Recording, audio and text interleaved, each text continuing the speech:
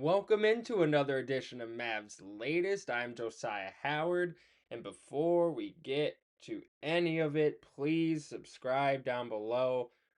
It's every day here on Mavs Latest. I'm covering the Dallas Mavericks every single day. You do not want to miss out on all the updates here on Mavs Latest. But we obviously have been talking about LeBron James a lot as of late, as about a month ago, Rich Paul put out in the ethos that LeBron wants the Lakers to take this year a little bit more serious, more than focusing on years in the future. And with the trade of Luka Doncic, obviously, the Lakers have their eyes set on the future. Um, so that sparked some conversation as there was some reporting that the Mavericks may be an option for LeBron and that the Mavericks may want to go after LeBron. But after this conversation between Rachel Nichols and Chris Mannix for Sports Illustrated, if you're a Mavericks fan, it doesn't look like the Mavericks are interested in LeBron James right now. Rachel Nichols says the Mavericks do not want LeBron James. They have messaged that out through multiple reporters, so I think that door is closed. Obviously, she is somebody that's very tapped into the league, so when she says that, I take that very seriously. So yeah, I just think, and I've said this while talking about LeBron potentially going to the Mavs the entire time. Right now is not the time. If he ends up becoming an outright free agent, then the Mavs can make some moves. They have some flexibility in terms of their contracts. So that's when you start making some trades to open up some money to then try to bring in LeBron maybe in the offseason next season, because you don't know what this season's going to look like. So maybe you do pivot to a LeBron James with your franchise. You don't know that. You don't know what you'll want a year from now. And I think that's when the decision should be made about LeBron James potentially joining the Dallas Mavericks if that ever happens. But right now in this offseason, even this trade deadline, it may be a possibility because, again, you never know how bad the Lakers may be. You don't know how good or bad the Dallas Mavericks may be. And maybe that's the time where you make a trade for LeBron James. But right now, here in this moment, it's not the time. And I've been saying this the entire time. But there's been reporting on this, so you're going to continue to take the updates and continue to cover it. But I just never thought a trade of LeBron James, not only to Dallas but anywhere, was really a realistic possibility. Um, so again, seems like the door is now pretty firmly shut on LeBron right now coming to the Dallas Mavericks. But again, it's for now. You never know. Things change. And unfortunately, until the season itself plays out, I don't think we'll see this situation play out. So it's the summer. We got to get there. But LeBron James to Dallas never felt very realistic. And I'm kind of happy the door is starting to be shut on it because it was a fun idea, but LeBron's not coming to Dallas at least anytime soon. But a person that is on Dallas and is showing some bright spots for Dallas was Ryan Nembhard. He's the brother of Andrew Nembhard of the Indiana Pacers, and he had a strong outing in his first and third summer league games, putting up 21 and 5 against the Lakers and 11 and 8 against the Hornets. 11 points, 8 assists, 21 points, 5 assists. After those performances, the Mavericks decided that they've seen everything they've needed to see from Nembhard, and they shut him down for the Summer League, just like teammate Cooper Flagg. And Mavericks Summer League coach Josh Brogheimer was asked why they decided to sit Nembhard, and he offered a glowing review of the rookie as he said, "You guys saw it. Ryan didn't have anything else to prove. I think everyone knows we got a steal in him, and he can play on the ball, off the ball. He's going to be a hard-nosed defender as much as anything. And so we didn't need to see anything else from him because we know we got him, we know what we got with him, and we're very excited about him moving forward.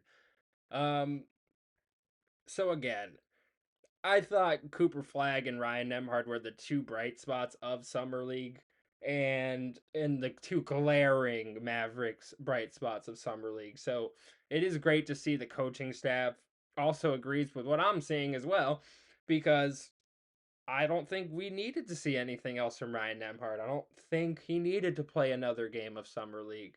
I thought, they gave him the two-way deal. He's with the team. You know you're not dropping him now. You know he's with your franchise moving forward, and you know this is a guy that you're not asking him to come in and be a superstar for 4 or 5 years from now, but you are asking him, hey, we're gonna let you develop in the G League this year, maybe next year, but down the line when some of these guys get older, a Kyrie and some guys like that, we need you to be a key contributor a couple years down the line, a few years down the line. And I think that's what they see from him. I see that from him. And I'm not saying, you know, amazing starter, but, you know, even if he comes in and he's a career great rotational player, that's a win. He was undrafted. That's a win for him. So I think the Mavericks had a really talented guy in Ryan Nemhard. Seems like their coaching staff agrees with me, but trade rumors wise, we've been talking about LeBron James a lot, but another name has appeared in Cleveland's Dean Wade, as a few teams, including the Dallas Mavericks, as well as the Charlotte Hornets and the Washington Wizards, are interested in acquiring the wing Dean Wade. One source told Hoops Wire that the Dallas Mavericks, Hornets, and Wizards are among the teams likely to be interested in Dean Wade. Sam Amico wrote, and this would be a pretty interesting piece for them. He's a pretty solid shooter, 36% from three, um, and a pretty solid deal. $6.6 million on his contract, and it's the final year of his deal, so an expiring contract.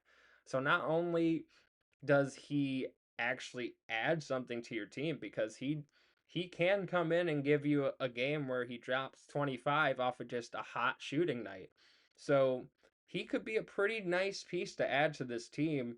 And then you open up some money. Maybe it's not a lot in the offseason next season. But even if you're not even interested in the opening up money, maybe you bring him in for a nice team friendly deal for like 2, 3 years in the offseason next season because you like what you saw from him in the regular season. Like, he's not gonna give you the gaudy box score, but he plays winning basketball, and I thought he showed that a lot with Cleveland these last couple years when they were making their playoff runs. He had bright spots in these playoff runs with Cleveland, enough for me to say he would be a nice piece for Dallas, and we're gonna keep our eyes on that one. That would be a piece.